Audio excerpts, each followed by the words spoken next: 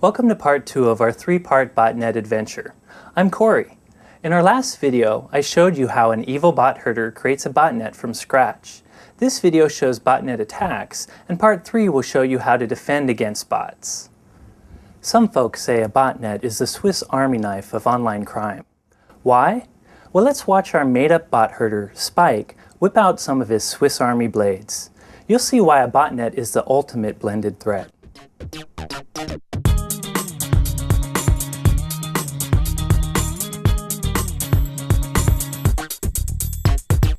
Bot masters commonly use their botnets for an attack called a distributed denial of service, or DDoS. In a DDoS attack, the bot master overwhelms a victim computer by sending it huge amounts of network traffic from many bots, often spread out geographically. My magic whiteboard shows an overview. Suppose you run an online store. Some bot herder notices your success and decides he wants a piece of it. He sends you an email saying, "Send me 3,000 or I'll knock your online store off the web." You refuse, so the bot herder commands his zombie army to start sending HTTP requests to your online store. But each bot doesn't settle for one HTTP request. Instead, they each send as many requests as they can, as fast as they can, saturating their network connections, for as long as the bot herder wants. Thus, your normal customers are denied whatever service your website offers. How bad can a DDoS get? A bot herder controlling a meager 1,000 broadband-based bots can combine them to create approximately 250 megabits per second of network traffic. That's more than enough to clog up an OC3 network. Since this deluge of traffic comes from many computers at many different locations, it's hard to block. An average SMB network couldn't function under this much load, so the bot herder could effectively take your online store offline. For example, in 2004, a bot herder with 10,000 bots knocked DoubleClick and Akamai offline for hours. How hard is it for a bot herder to organize this type of coordinated attack? If you ask Spike, not hard at all. Using his CNC, Spike logs into his bots. His RxBot variant offers a few different types of DDoS attacks: a ping flood, a SYN flood, a TCP flood, and a UDP flood. These different DDoS attacks generate different types of network traffic, but they all work pretty much the same. For instance, if Spike wants to flood your web server with HTTP SYN packets for 10 minutes, he sends his bot this command. Now his bots are sending your web server a flood of pointless HTTP traffic. Using a packet sniffer, we can see the sheer amount of packets this simple command generates. Notice, RxBot even randomizes the source address of each packet, hiding where this attack really comes from. Spike could easily choke your web server for hours with a moderately sized botnet, and this DDoS is just one example of a botnet attack. If you're a network administrator and you're squeamish, you don't want to see what else Spike does. Next.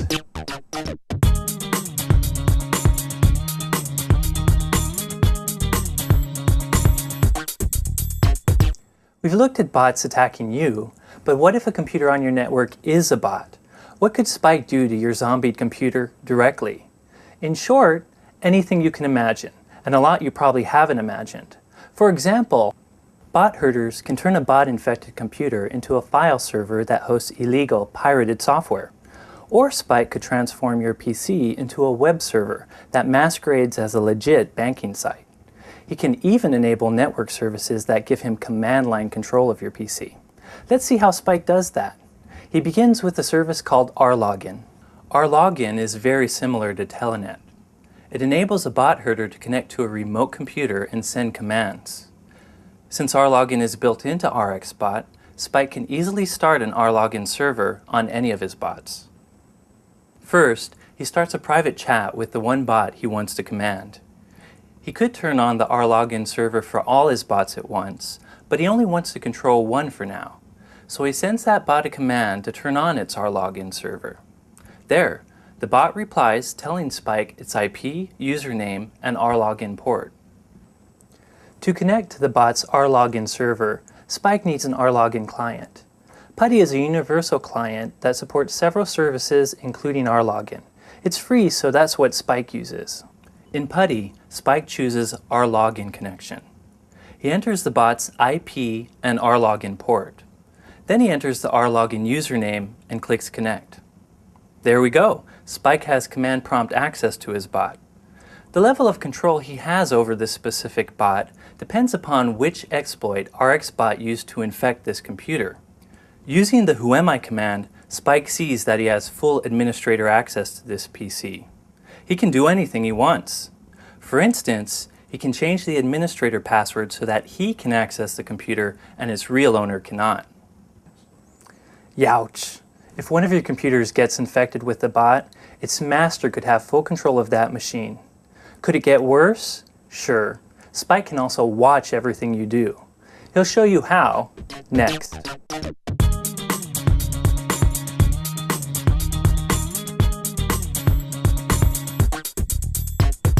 RxBot offers several ways to spy on its victims.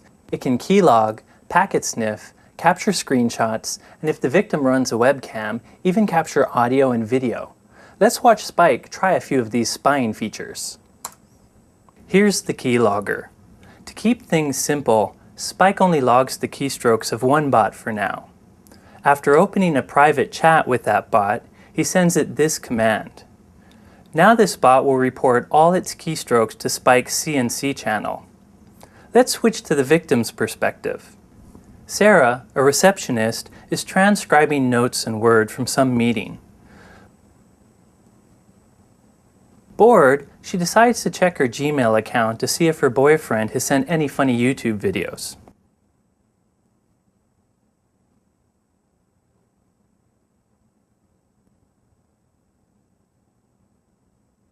Nope, nothing interesting. Back to transcribing. Uh-oh, nature calls. Sarah locks her workstation and leaves her desk for a few minutes. When she returns, she logs back in and continues transcribing. Everything's normal here. Wonder what's happening on Spike's end. Wow, Spike's bot returned a lot of keylogs. There's Sarah transcribing her notes. Now we see her opening Internet Explorer. Then she went to Gmail and look at that. There's her Gmail username and password. Now here's Sarah logging back onto her computer. Yep, we have her Windows credentials. A few more days of this and Spike can know everything about Sarah and a lot about the company she works for. That's not all he can log. If he sees something interesting during a keylog session, Spike could snap a screenshot of Sarah's desktop to see it in more detail. Let's watch. Here's the command to capture Sarah's screen. The bot saves the screenshot locally, so Spike needs to download it. He uses RxBot's handy get command. This tells the bot to use IRC's file transfer to send the picture to Spike. Here it comes. Now we can see what Sarah sees. Using a similar command, Spike captures a single frame from Sarah's webcam with her completely unaware. He downloads the image again, and there's Sarah. Spike could even capture video if he wanted. Spy attacks like that are flashy, but they're not the main use of bots. Botnets are primarily used for cache. I'll show you Spike's get-rich-quick scheme coming right up.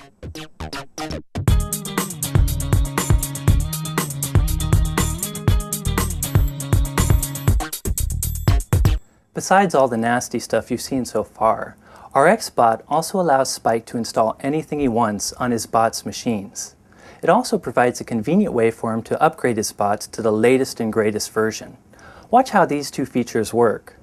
Let's say some internet advertiser hosts web ads.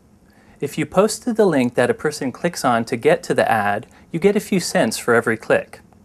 Well, RxBot comes with a command that allows Spike to download and install new programs on all his bots at once. So he gets an adware app that forces his victims to visit web ads. If he hosts this malicious app on some website and then commands all his bots to download and install it, His 1,000 bots start clicking automatically on paying ads, earning money while Spike runs off and plays. So where does Spike host his malicious app? Duh, on another bot. He uploads his evil app to any bot he wants. Then he sends a command to that bot telling it to act as a web server. Now he has a website where all his other bots can get his adware surprise. Next, Spike commands his bots to download the newly hosted adware using this command. The first parameter tells his bots what URL to download the adware from. The second parameter tells the bots where to save the file once downloaded. And the one parameter is a switch that tells the bots to execute the program after downloading it. Now all Spike's bots are running as adware, thus generating income for him. He could just as easily use this command to install new malware on his bots. Plus, he can use a similar command to upgrade his bots with the latest and greatest botnet code. If he adds any neat new attacks to his bot source, here's how he updates his bots. Spike types update followed by the URL that has a copy of his new bot. The last parameter is the bot ID, found in the bot source code. His bots will only install the updated code if their ID is different than the ID they currently run. This single command makes all the bots go out and receive their update. It's almost as easy as Windows Auto Update. Scary, eh? So far, our imaginary bot herder has used his botnet to extort businesses and knock them offline. He's gained unrestricted command line control of his bots. He's spied on his bot victims, both virtually and physically, and he's earning free money with automated ad clicks. Believe it or not, these attacks merely scratch the surface of a botnet's malicious potential. For more botnet attacks, check out our supplemental botnet attacks article in the Live Security Archive. Now you know why botnets are a hacker's Swiss Army knife. Essentially, once a bot herder infects your PC, he can do anything on it he wants.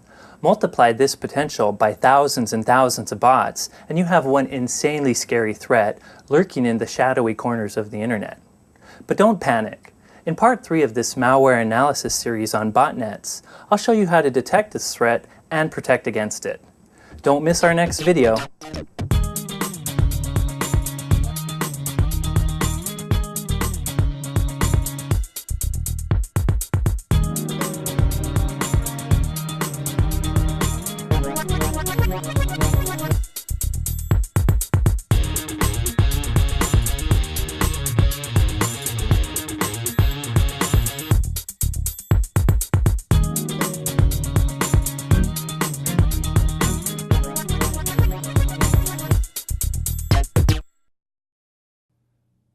Ah!